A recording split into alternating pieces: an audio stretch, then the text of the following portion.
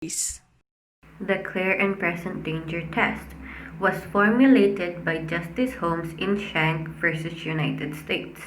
This test requires this question to be answered: whether the words used are used in such circumstances and are of such a nature as to create a clear and present danger that they will bring about the substantive evils that Congress has a right to prevent. It is a question of proximity and degree.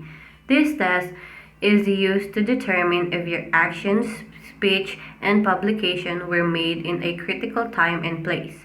What you said in time of peace is far different from when you said it in time of war. Liberty is preferred. Kung ang isang tao ay magsasalita o sisigaw ng sunog sa isang lugar na malayo sa publiko, and yung makakarinig lang sa sinabi niyang yun is siya lang mismo, hindi ito magkakos ng gulo or panganib. Kahit pa yung sinabi niyang yun is hindi naman talaga totoo. Kaya hindi siya maaaring sampahan ng anumang kaso kasi nga, siya lang naman yung nakarinig sa sinabi niyang yon. Samantala, kung ang isang tao naman ay sisigaw ng sunog sa isang mall, ospital, school or sa mga matataong lugar na makakaalarma sa mga tao at maaaring magdulot ng panganib like stampede, panic, ganon. And kung mapatunayan na siya ay nagpakalat ng maling impormasyon, maaari siyang kasuhan. Ang iyong kalayaan na maglabas ng saloobin o salita ay hindi ka po proteksyonan sa pagkakataon na ikaw ay nagpakalat ng maling impormasyon. Of the examples, the clear and present danger test was used in the case of Cheng v. United States. In the time where Americans were involuntarily asked to go to war, ang socialist na si Charles Cheng ay nagpadala ng 15,000 mga flyers na pinaghihinaan ng loob ang mga kalalakihan na ibagsak ang draft ng militar sa pamamagitan ng mapayapang kahulugan. A military draft is the mandatory enrollment of individuals to the armed forces. He argued that the draft was a violation of the 13th Amendment's prohibition of involuntary servitude or slavery. The 13th Amendment states, neither slavery nor involuntary servitude, except as a punishment for crime whereof the parties shall have been duly convicted, shall exist within the United States or any place subject to their jurisdictions. Si Chiang ay nahatulan under Special Needs Act of 1917, Special Needs Act of 1997, prohibit the interference with military operations or recruitment to prevent the support of the United States enemies during wartime. Nasa ilalim siya ng batas na ito para sa pag-imin ng leaflets na hinimok ang kalalakihan na labanan ang draft ng militar. Umapila si Chiang sa Supreme Court na sinasabing ang batas ng special needs ay lumalabag sa kanyang freedom of speech. But the SC did not favor him on grounds that speech creating clear and present danger was not protected by freedom of speech. The court took the context of wartime into consideration in its opinion. The decision of Supreme Court showed that sometimes individual freedoms must be sacrificed in order to preserve social order. The case of Chavez versus Gonzalez, February 15, 2008, once again upheld Philippine press freedom. The Philippine Supreme Court issued the writs of certiorari and prohibition against the respondent public officials nullifying their official statements, warning the media on airing the alleged wiretap conversation between the president and other personalities for constituting unconstitutional prior restraint on the exercise of freedom of speech and of the press. On June 5, 2005, Press Secretary Ignacio Bonilla told reporters that the opposition was planning to destabilize the administration by releasing an audio tape of a mobile phone conversation allegedly between the President of the Philippines, Gloria Macapagal Arroyo, and a high-ranking official of the Commission on Elections. The conversation was audio tape allegedly through wiretapping. Later, in a Malacanang press briefing, Secretary Bonilla produced two versions of the tape. One, supposedly the complete version, and the other, a spliced, doctored, or altered version, which would suggest that the president had instructed the COMELEC official to manipulate the election results in the president's favor.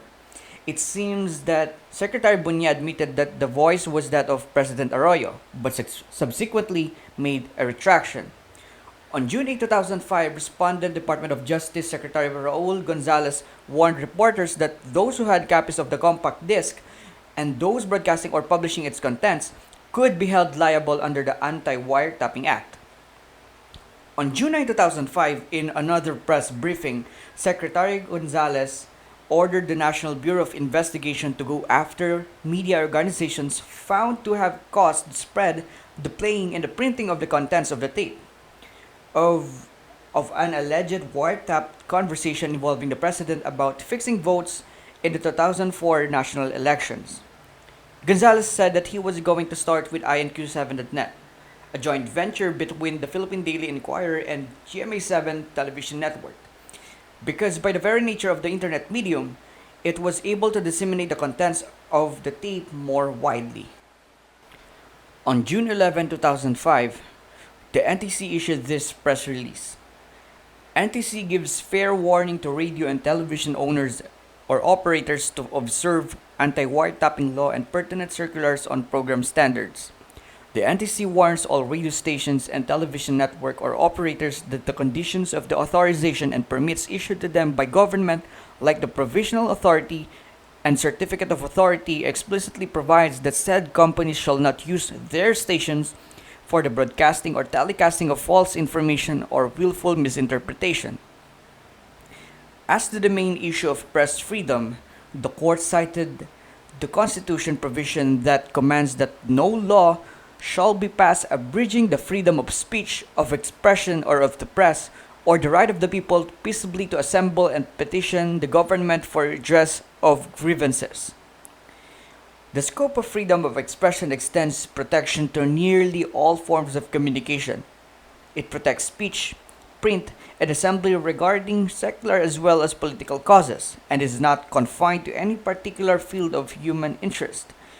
The protection covers myriad matters of public interest or concern, embracing all issues about which information is needed or appropriate, so as to enable members of society to cope with the exigencies of their period.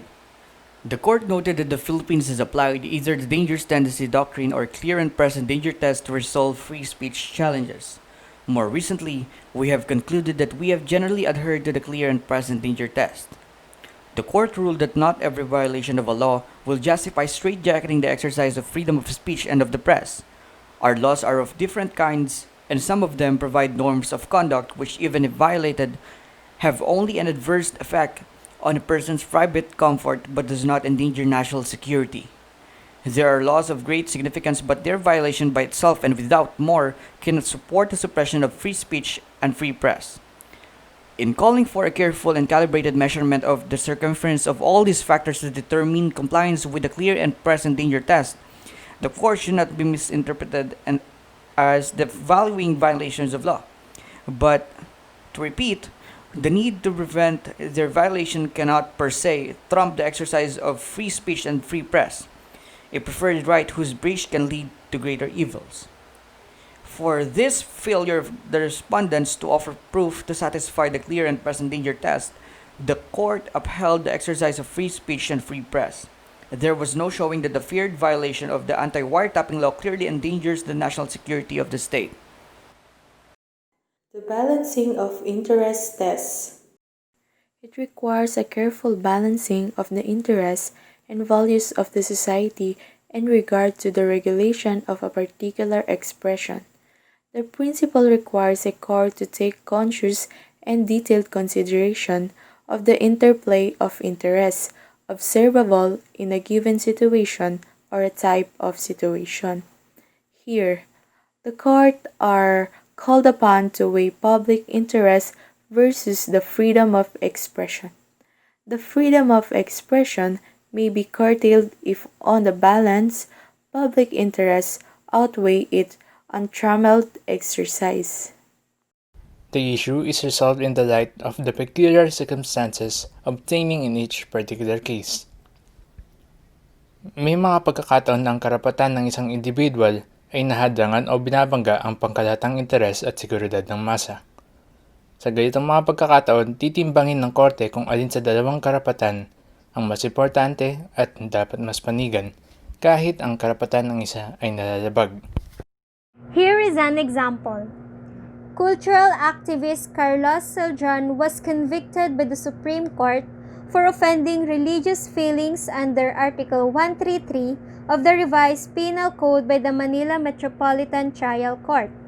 Celdran was held for unlawfully disrespecting various religious leaders by displaying a placard bearing Damaso during a church service at the Manila Cathedral in September 2010 to protest the Catholics' opposition to the then Reproductive Health Bill.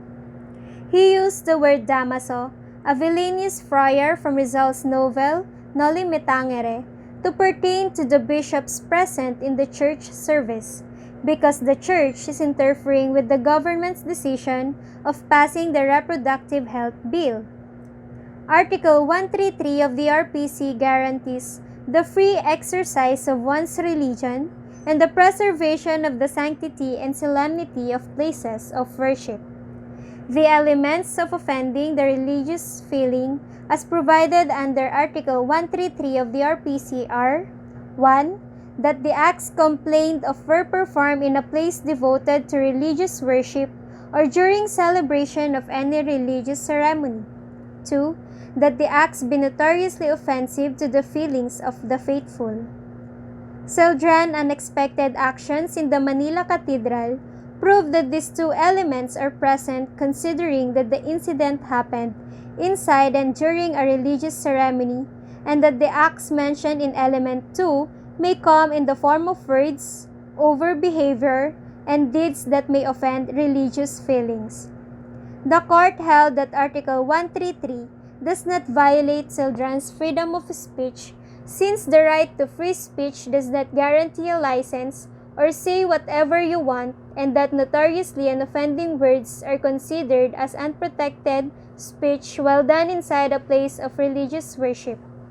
The freedom of speech is not absolute. Such freedom must be balanced with the equally important public interest. A democratic country cannot be called democratic if its citizens cannot exercise their rights to freely speak. Everyone born in our country is entitled to have the freedom to express his thoughts, voice out his opinions, and to act whatever he wishes. But, just like all the things in this world, your freedom is not absolute. It has limitations and boundaries. You cannot just enter a Muslim mosque and accuse their religion as inhumane and violent. You cannot just tell people to kill the president and urge them to overthrow his administration. No matter how much you hate him, you cannot directly tell the people to shoot him. Your intention, no matter how good it is, must be practiced in the right circumstances. Because if ever you step outside the line of your boundary, your freedom of expression will not protect you, and no constitutional right will save you.